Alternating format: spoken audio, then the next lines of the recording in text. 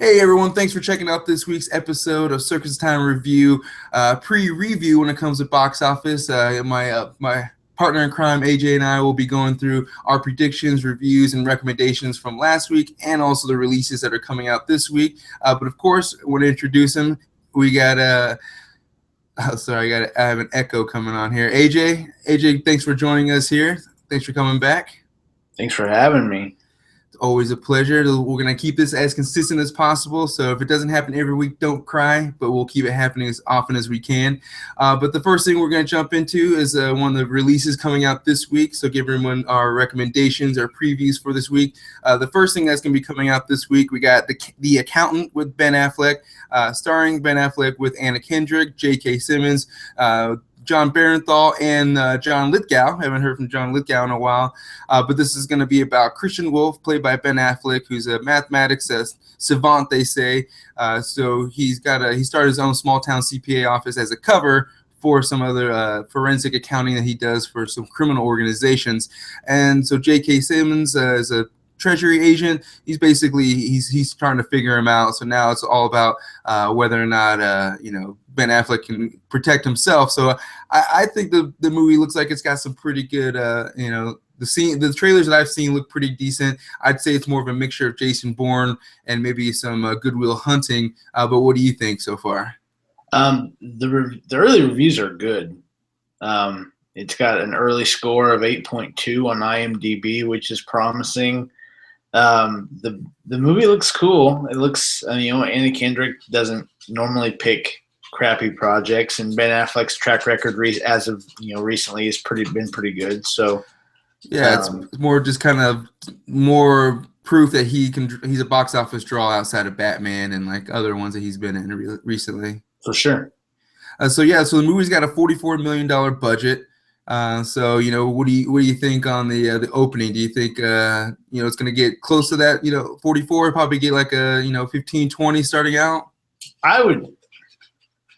I'm gonna go high. I have a feeling that this is gonna be like a $22 to $25 million debut. There's not much else going on. It's kind of alone in regards to the action movies coming out this weekend, other than the Max Steel we have, but the Max Steel is kind of more of a kid movie. The Accountant, I would say for the $44 million budget, I would put it, probably a good $25 million, maybe $27 million, just because Ben Affleck, he's got that draw. He was just Batman. I know we got the Justice League trailers have come out recently, so he's relevant at this point. And but he's got that other movie coming out where he's the gangster. What movie is that one? Do you know the name of that one? Oh, I can't remember, but that one, the trailer looked okay, but I'm not sure. Just like the costumes and everything on that one kind of looked a little off. Almost looked like Dick Tracy more than like an actual serious, movie in regards to what they're going for. So this one hopefully will boost the morale for that movie that's coming out soon. I think it should be coming out later this year. So Ben Affleck, he had his little string of not so good movies with like Geely and all those other movies early in mid 2000s. But with Argo and The Town and things like that, his directing itself has kind of got him back. So I think these movies that he's trying to do on the side, along with Batman now, are a good idea. And along with, like you said, his string of movies he's had recently, I think he's going to have a good turnout. So you say 22 to 25 million, right? Yeah, 22, 25. I think it fits a lot of demographics. Like it could be a good date movie. It's a good dad movie. It's a lot of people want to see this movie. So I'm going to give it 22 to 25. Yeah, I think I'll go just a little bit higher. I think I want to go like 26, 27, just because Ben Affleck, like I was saying, his record of recent has been great as well with the Batman relevancy. So yeah, we'll say around 25, $27 million for Ben Affleck for this upcoming one coming out this Friday. So the next movie that we're going to talk about is the Kevin Hart movie. This one is the Kevin Hart What Now? And this one basically it's kind of like the Metallica Through the Never movie that came out last year or the year before. That movie had $32 million budget, and they only made 7.9, and that's Metallica. And this movie really has no plot. It's just like some side stuff going on while Kevin Hart's probably getting himself to his first tour date first whatever his first stand up in an arena or in a stadium. So and the budget for this one is 9.9 million. So I'm not sure. Kevin Hart's real popular, and it doesn't seem like he's going anywhere, and probably getting even more popular. So what do you think about the idea of this stand-up movie, and then how well do you think it's going to go? I feel like the fad of it is kind of over. The concert movie seems to kind of, in general, just has kind of seemed to fade away a little bit. So I have a feeling that the turnout's not going to be very good, but it is Kevin Hart. So under 10. Yeah. 8, At 9.9, yeah, 9.9, it's like a quarter of like most of the budgets he has for his other movies. So like I think just the name alone is gonna get him close to like $8-9 million just to make it back on top of the promotions, which they've been promoting the hell out of this thing. So it's probably gonna be with the budget, the promotion budget, probably like 20-21 million, maybe add like another 10-15 million to the budget. So and like you said, the fad with the concert movie, because like I said, Metallica, this is Metallica, and they only made $7.9 million on $32 million budget. And the bad thing is I'm a Metallica fan, and I haven't even seen that movie yet. So that goes to show how uninterested people probably are in regards to these concert movies. And even when you're sitting in theaters and you always see like those previews of like a ballet or a concert that's going to be shown in theaters, nobody is actually excited to go see those. Like, I don't know how, I've never heard anyone outright being like, I'm going to go see the New York Ballet that's going to be showing at AMC theaters tonight. It's like nobody does that. And of course, with Kevin Hart, he has so many specials like on Netflix and on YouTube. You can look. It's like why would I pay when I'm probably going to see this on Netflix or Hulu in a few months? Yeah, exactly. Yeah, and I think it's more just to kick off, like he's going to do this world tour with like going through all these stadiums. So I think it's more just a promotional gig as opposed to they're thinking they're going to make a ton of money off of it. It's more it's like we're going to make the money in the long run with people knowing that this tour is happening, as opposed to this is going to be like some new critical thing. Like I just don't think anything. He's not going to bring anything new to the table. It's just now this is a promotional movie for his tour. Yeah, there's not going to be anything special about this movie. It's going to be, the same material regurgitated into a different punchline. Like he's going to do his catchphrase type stuff, and it's going to be a waste of money. Probably. So you say, do you think it'll top the 9.9 million? I don't know why they went 9.9. They don't want to go a full 10. They weren't confident enough for the full 10. But you think it'll probably get to $8-9 million? I think they'll pull that. I think Kevin Hart alone is still at enough of a level that he can probably pull that. Yeah, it's like you said. I enjoyed Kevin Hart. I like because watching him in like shows coming up in the early 2000s. He'd make these cameos, and he was in 40-Year-Old Virgin. That was one of the funnier parts in the movie. His small little parts in it. And then now we like the last like 5 years, like every 4 months we have a Kevin Hart movie. Actually, before this, I saw that they greenlit a Ride Along 3 with him and Ice Cube. I don't know why we even got a second one. Now we're getting a third one, but it's clearly they're just riding the wave of the Kevin Hart popularity before it goes down. He's basically the new Eddie Murphy. It's like, how long will this last before either we get tired of him or he does something to implode this whole situation? The only difference is Kevin Hart never had a good run. You know what I mean? Like Kevin. He never had a Coming to America. He hasn't had his Coming to America yet. Coming to America. He doesn't have a Nutty Professor. He doesn't have a. He's just so branched out right now. Like, not only does he do stand up, but like he's got this whole fitness thing he does too. Like, I follow him on Snapchat and Instagram and stuff like that. And he every day, 4:00 in the morning, he's posting stuff about working out, and then later on, he's posting about being on set of Jumanji, and then later he's promoting the movie. Like, he's savvy when it comes to social media. So I see why he's popular. But you're right, he hasn't had these same, like, because he's been compared to Eddie Murphy, like how Eddie Murphy blew up in the 80s with when he did the Raw stand up and everything, and the red Michael Jackson velvet suit or leather suit. He's had good stand up specials, but he hasn't had that breakout movie where like it's a classic. He's just had good cameos, or he's been a sidekick in his movies, or he's just kind of been playing the same character. He's falling into that trope where he's playing the same, like, he's like a normal guy who gets thrust into something crazy, and they just play off his comedic timing on that. Yeah, it I don't get excited for anything he does anymore. Like, sometimes I'll probably see Jumanji just because it's Jumanji, but Out of out of 90s kid obligation, we kind of have to go see Jumanji. yeah, but there just isn't a Kevin Hart project anymore that trips my trigger.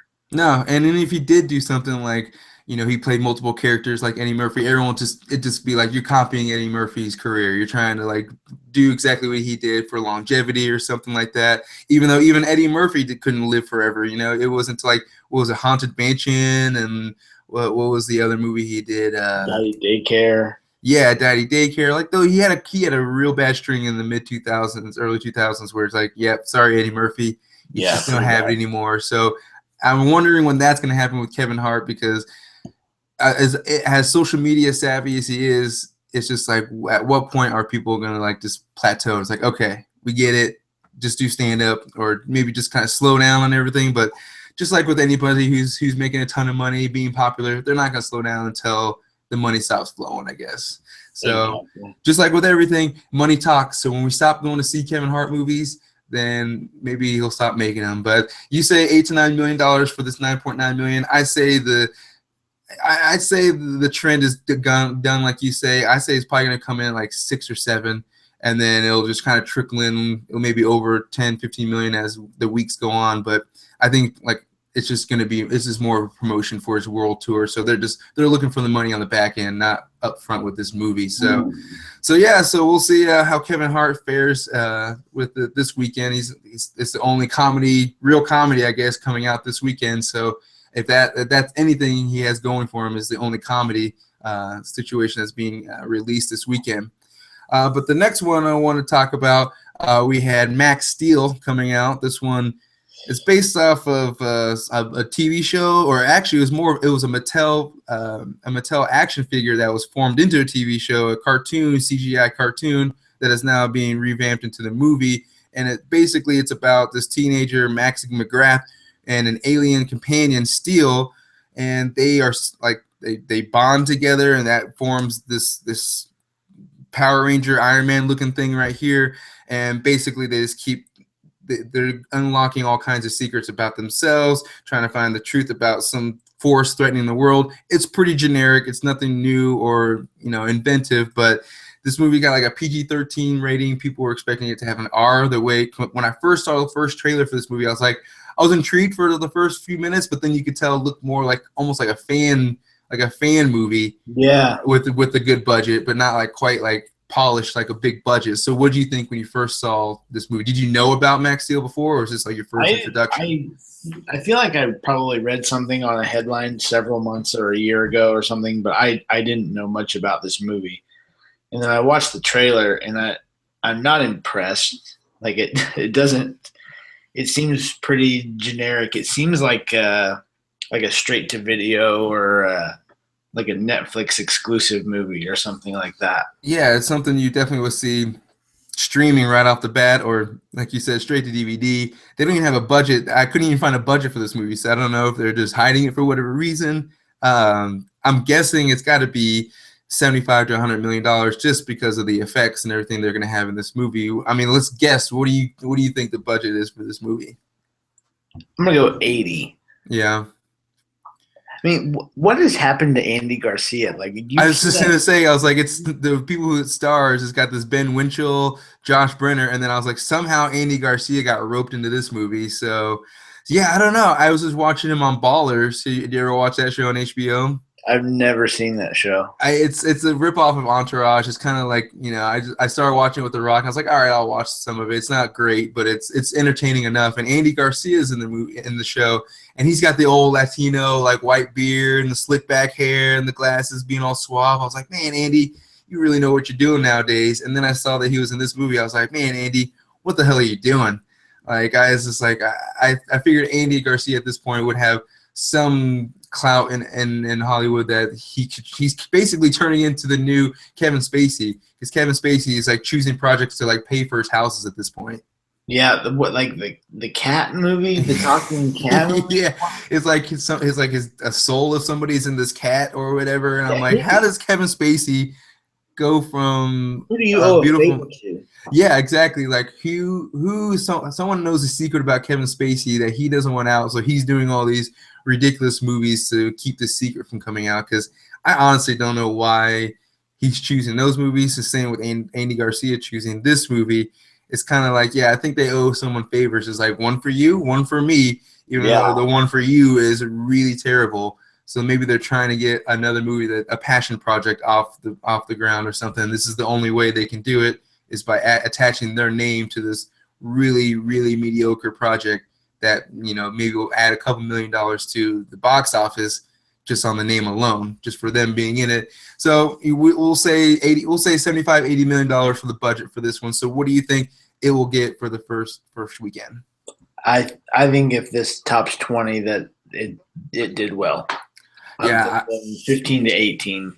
Yeah, I would say 12 to 15. Like, I don't think this thing really has much legs. Like, I've never heard of it before. I've never seen anyone online be excited about it yet at all. Like, maybe like 12 to 15-year-olds who like grew up on it maybe in the last 10 years. But even then, like, are they going to go see it? Like, it's just one of those. It's like, I was kind of baffled of this project, because when I first saw it, I was like, oh, this is like maybe like a new action series or some sort. But then I found out it was based off a toy, and that was also based off of the show, a CGI show. So I was like, all right, well, maybe it's not intrigued as I once was. And as the trailer went on, I got less and less interested.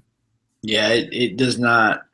It looks like a big cheese fest. Yeah, I think that's what we're in store for if anyone goes to see it. I guess it's the most family friendly movie of the weekend so far, other than some of the smaller movies that are coming out. But this of the major movies coming out, I guess The Accountant could be, like you said, a little bit more diverse with dads and some a date movie and stuff like that. But this has got to be like, if a mom is having to choose out of these three movies, she's probably gonna go with Max Steel, just Yeah. because it might be a safe bet, and she didn't want all the cussing in Kevin Hart and all the killing in The Accountant. So, I think it'll get the trickle effect. The people who don't go see the other two movies will make their way into this one, and maybe we'll get like $8 million. Or I guess I said 12, about $12 million maybe, but I don't know. Maybe we might not even get that. So we'll see. So of course, all these movies come out this week for probably tonight and even tomorrow. So those are our predictions for those movies, previews and predictions. But we're going to go back and talk about the movies we talked about last week and see how our predictions fared. The first one that we want to talk about was A Girl on a Train. That one had the $45 million budget. So far, the worldwide is 49 million, so just over with the budget. But of course, a lot of people don't take in the fact the marketing, so it's got to be another, maybe even 40 or 50, because I feel like I saw this trailer over and over. So they were pumping the marketing. It's got a 43% on Rotten Tomatoes, so I'd say another 15 to 20 million dollars before it gets to some profit. But I mean, this is Emily Blunt. She's we talked about this last week. She's hasn't been faring well the last few movies she's kind of starred in. Do you think she's now going to be considered box office poison? I hope not, because I really like Emily Blunt. I'm really excited for her to host SNL on Saturday. Um, Hopefully, she'll bring out her husband John Krasinski. They can do a duo hosting. yeah, that would be great.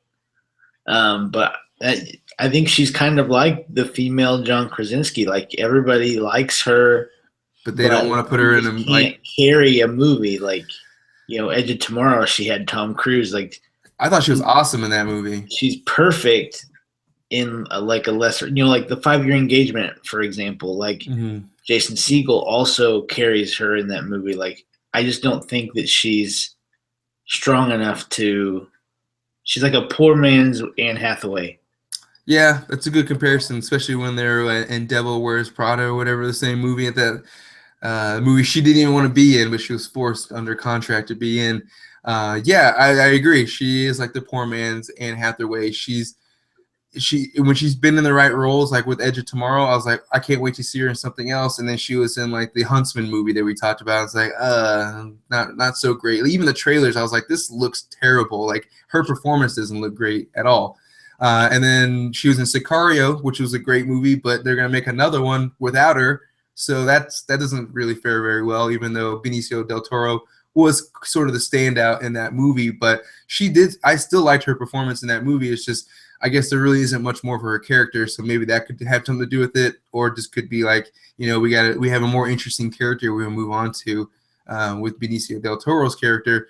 But yeah, I just don't get it. I agree with you. She is a very likable actress, like her husband, but she just can't stick. She can't find that one project where she's leading herself. Because Edge of Tomorrow, she was with Tom Cruise, so Tom was headlining. He had the big billing, but she was on par with him on that movie. Like, I enjoyed her scenes just as much as I enjoyed his. And then any other movie hasn't been the same since.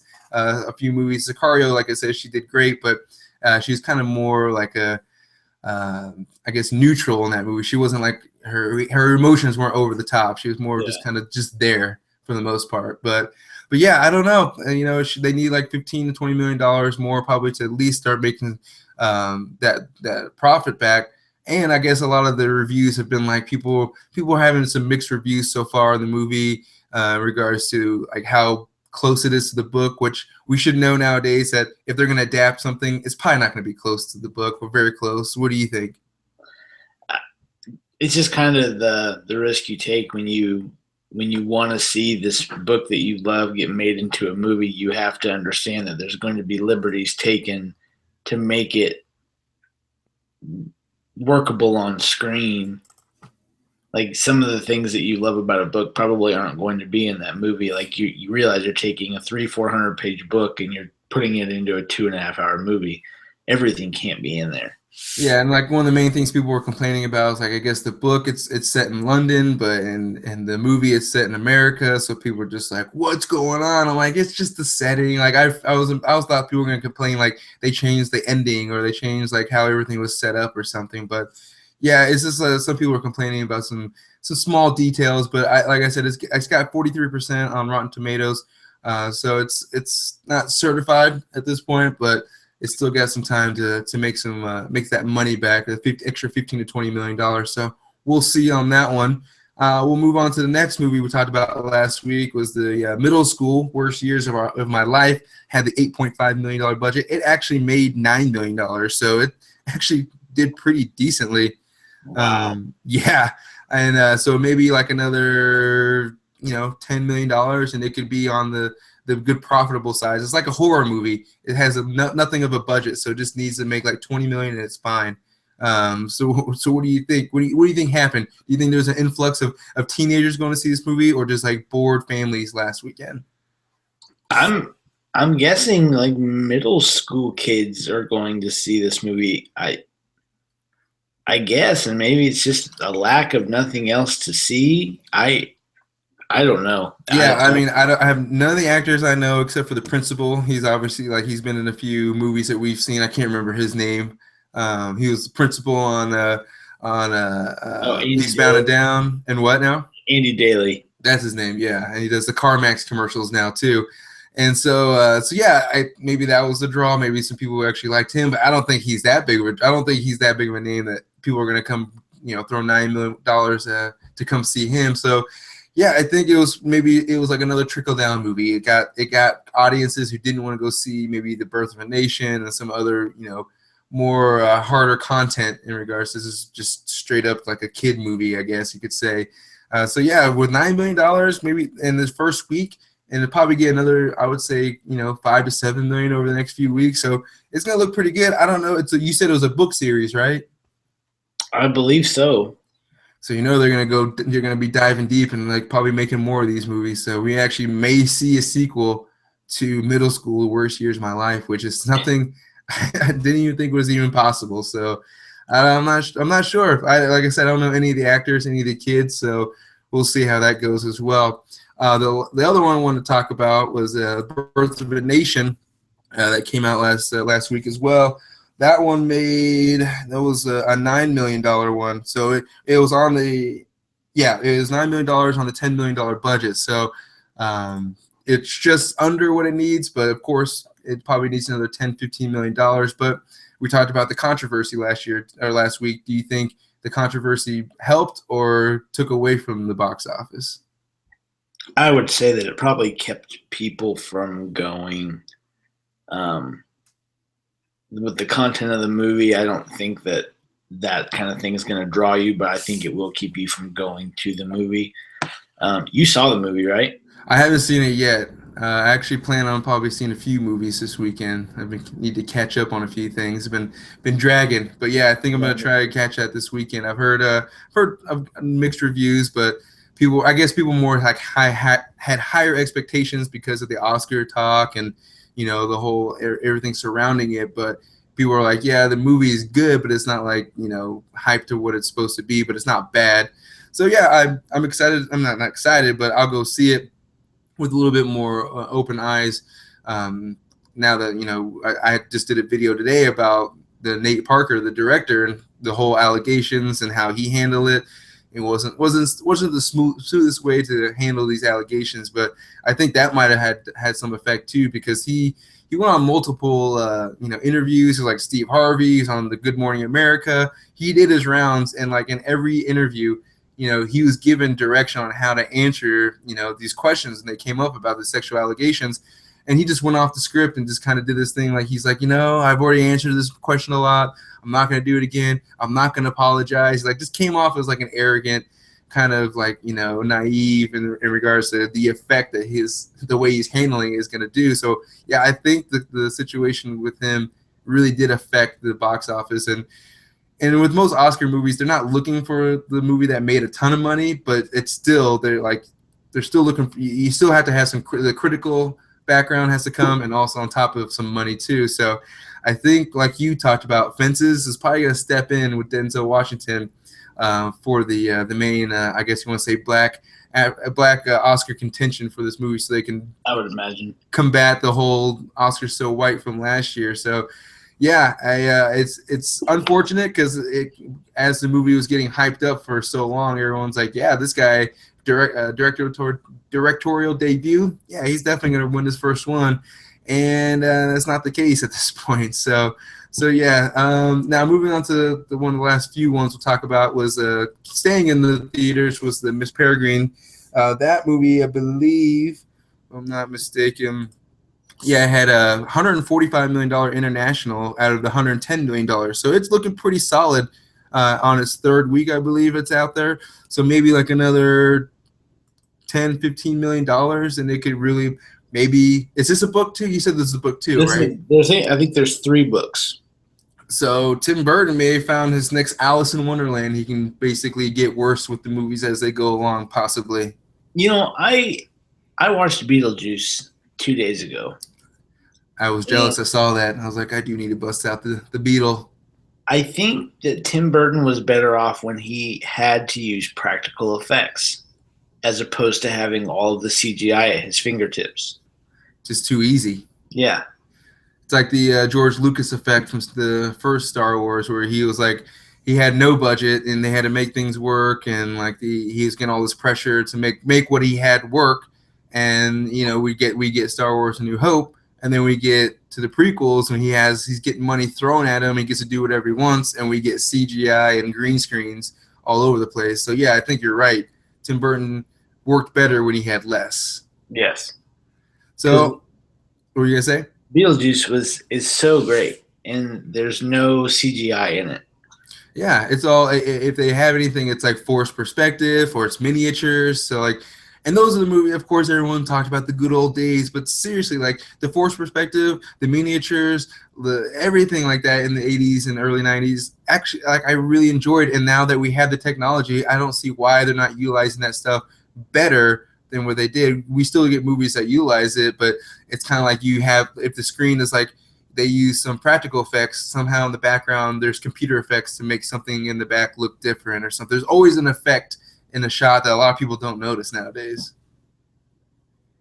Yeah. So the Miss Peregrine, though, I mean, I was surprised, $145 million so far. I think if it gets like another 10-15 million, which at this point it looks like it will, we'll probably get the second and third book made by Tim Burton. So I'd rather if he's winning on this aspect, and you said you saw it. Was it practical? Were there some practical effects more than CGI, or was it mainly like No, CGI all over? it was pretty much a green screen movie. But I mean, it's holding up okay. So I yeah, mean, somebody likes it. There are people who like it. Like we said, we enjoyed the older Tim Burton, the Edward Scissorhands, the Beetlejuices of our day. So hopefully, he'll get a project to where he's not forced, but he maybe looks back and says, "Yeah, maybe I don't need to use all this CGI and use some more of my actual imagination to convey these images." So yeah, Miss Peregrine, we're probably going to see a second and third installment from that one, just like the middle school movie, which two movies I didn't think we were going to get sequels, but it's happening, I guess.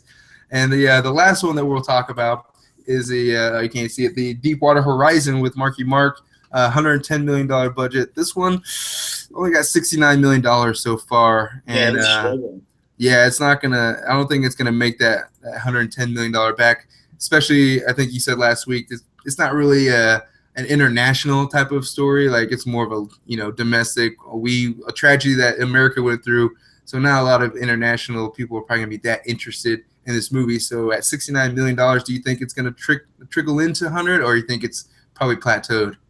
I think that we're gonna see this on Netflix in 6 months.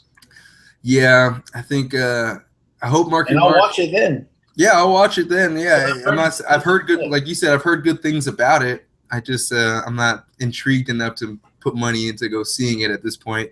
I was gonna go see it, but at now seeing like how the box office is going, I was like, I can wait. It's one of those that you know that you'll see on HBO Go before long, or like you said, a Hulu or Netflix. But Mark Wahlberg, he does a pretty good job of choosing his projects of late. He kind of fell into the Nicolas Cage scenario where he's just like doing like coming out with the 2 movies a year, 2-3 movies a year. Sound like one of them goes straight to DVD, or one makes no money, and the other one's like a Transformers. So you're like, oh god. And you said he's going to be in the next one, right? The next Transformers. Yeah, he is going to be in the next Transformers. Great, another movie that I may not even finish, like I did with Transformers 4. I think the movie's like 3.5 hours long, and I was like 2 hours and 15 minutes. I was like, I don't even care what happens in the rest of this movie. I'm shutting this off. It's so terrible. I own the first 3. And the second and the third one are not good by any means. First one, at least they're fun. The first one's a classic. I love it. Yeah, I love the first one, but that fourth one, I don't care if I ever see that movie again. yeah, it's definitely not one like if somebody has on the background, I'm gonna enjoy or even try to watch. I just don't think I'll ever make an effort to watch the fourth one. I'll watch the fifth ones. I don't know if it's gonna be the last one at all. I doubt it. They say it's the last night, as in like the last maybe Transformers, but I know they'll keep pumping those out as long as they keep making those international dollars. That's where they've been making their money, is overseas, over in China. They've been getting the 400, like at least 3.75 or almost half of the money they made last year or last movie was from the Chinese box office. So it's kind of like was it Pacific Rim that made no money in USA, but then when it got released in China, that's where all the money came flowing in, and I think we're getting a sequel to that one. Do you know? Yeah, with no Charlie Hunnam, but John Boyega is taking over the I'll lead. take it. I loved Pacific Rim. Yeah. Do you like Charlie Hunnam in that movie? Yeah, I loved Idris Elba. I love Idris Elba. I think Idris Elba is such a badass actor, but too bad he's not going to be the new James Bond, I guess. Yeah, Daniel Craig's going to keep doing it, I suppose. But I guess if they're going to throw like $90 million at you for the next movie or two, you might as well eat it up and take it. Yeah. Yeah, I did. At first, I watched the movie a few times. When I first saw it, I was like, I like this movie. I'm not sure about Charlie Hunnam, because I was actually, when I watched this movie, is when I was still watching Sons of Anarchy at the same time. So it's like it was seeing him in two different, like almost two different like tones, but like the same guy. And even on the show, sometimes his acting can be a little spotty. But the Pacific Rim knows what it is. It's not supposed to be like some Oscar contending action movie. Del Toro knows what he's doing. Kind of like Hellboy. It has that certain Hellboy vibe to it. So I'm excited to see the next one, I guess, with John Boyega, because I'm glad he's branching outside of Star Wars, because it'll be shady or shitty for him to just be targeted as just John Boy or just as Finn. Hopefully he can start getting some more work, because even Daisy Ridley, is she doing, what's her next project? I think she's doing like some serious movie next too. See, I haven't really been following her much, but episode 8's coming next year. Yeah. Oh, speaking of, so what did you think of the trailer, the Rogue One trailer today? I think I'm really pleased. Hold on one second. I've got to plug my MacBook in. It's about. No worries. Give me 1 second. So no, I actually enjoyed the trailer just because it's setting the world, it's setting up the world. You get to see everything around it. I love the landscapes that Garrett Edwards does really well. The perspective, like building this world just from the scenes alone. You see the Death Star in the back, rising up in the horizon. You got to see the one of the stars, the starships over the top of the little city, the Rebellion City. So it's like occupying the area. So I really enjoyed it. The Darth Vader, the little parts of Darth Vader we got were good. So it looks like we got a lot of reshoot footage in this one. Obviously we would, but a lot of stuff we didn't get in the first few trailers, the first 2 teaser trailers we got in this one. What do you think of Matt Mikkelsen in this one? I'm really stoked for this movie now. Like, I was excited before, but now I'm really excited. Yeah, I'm glad. I'm liking that they're introducing the story of like how he got roped into having to start developing the plans for the Death Star. Yeah, this movie's gonna be absolutely legit. Yeah, so December 16th, I can't wait for that. I hope we don't get too many more trailers. Like, I know as soon as, like, with The Force Awakens, when we got the first trailer, or one of the first major trailers, we got bombarded with all those TV spots, like, left and right. So I'm hoping that they tone it down a little bit. But since they are a little late to the game in regards to marketing, they might do the same thing, because we usually get trailers 6 months out. This was a first major trailer was like a month ago, 2 months ago. Yeah, I've been waiting for more footage from this movie for weeks now. And I finally get like a solid, good story trailer. Like, it's not the same footage over and over. Like, it really gives you a good look at what the movie's going to be. And it looks so friggin' dope. Oh, yeah. No, I was questionable with the first trailer, too. I was like, okay, I see where they're going with it. The way this trailer was cut, it was cut exactly how a trailer should be cut. And, they didn't give – I mean, we know what the story is. We know what the story is. It says, I don't want all these plot details revealed. I don't want to know who's going to die, because there obviously are going to be people who are the main characters are going to be dying, because we don't see them in New Hope. So I'm imagining either they die or they're going to be like, thanks, everybody. Now we're off to a different system for the rest of our lives. Yeah. And it'll be interesting to see how they tie some of these characters into A New Hope. And yeah. I hope that we don't have here's Luke Skywalker. Oh, here's here's Han Solo. Oh, did you guys see the Millennium Falcon just flying by over there kind of thing? Don't give me the cheese. Just give me a really cool Star Wars movie, something to quench my thirst until Episode 8 comes out. Yes, that's exactly. I mean, this is exactly what it is. It's I don't want to call it a filler, because we know now looking at it, looks like it's going to be awesome. But it is a little bit of a filler before we get to the next episode. At this point, this is more. I wonder what they haven't really announced what the next one other than Han Solo. If we're going to get that Obi-Wan, or if we're going to get Boba Fett. Yeah, the Boba Fett. So I think they're just waiting to see how Rogue One does before they're like, okay, let's pull the trigger on the rest of these movies that people want to see, and that Disney needs to put out at this point. So yeah, December 16th, Rogue One. I was excited. Now I'm even more excited for this. So yeah, December 16th. That's the date. Everyone, hopefully check that out.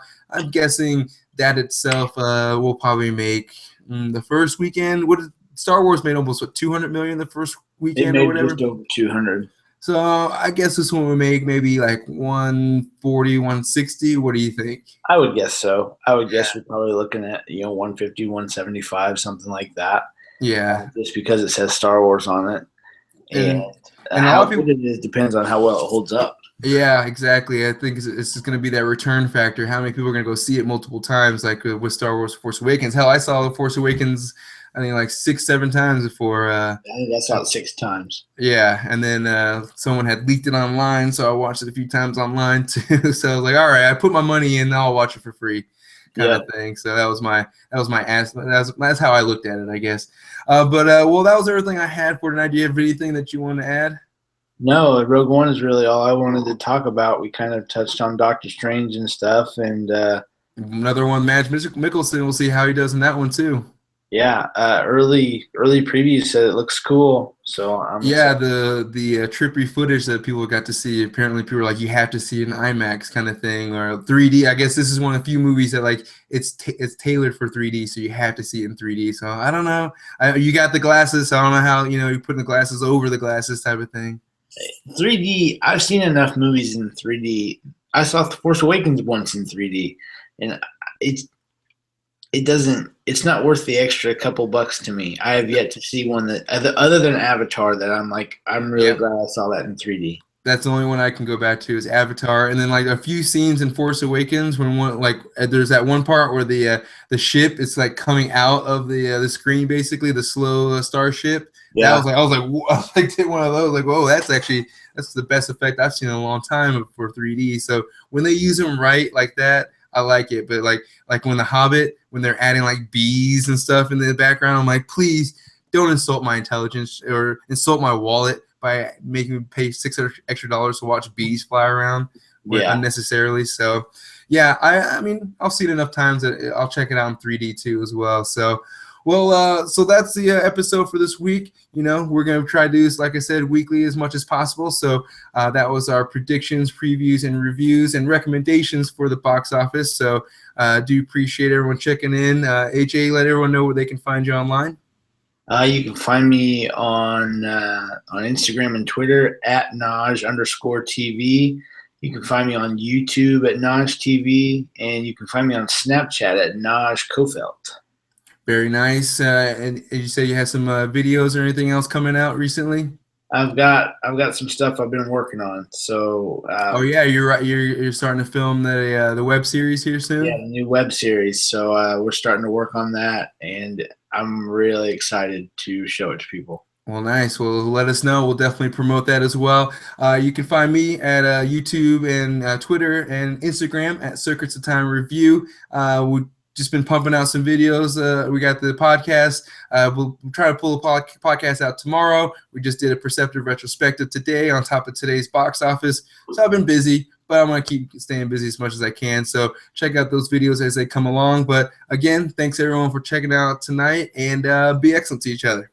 See you later. See ya.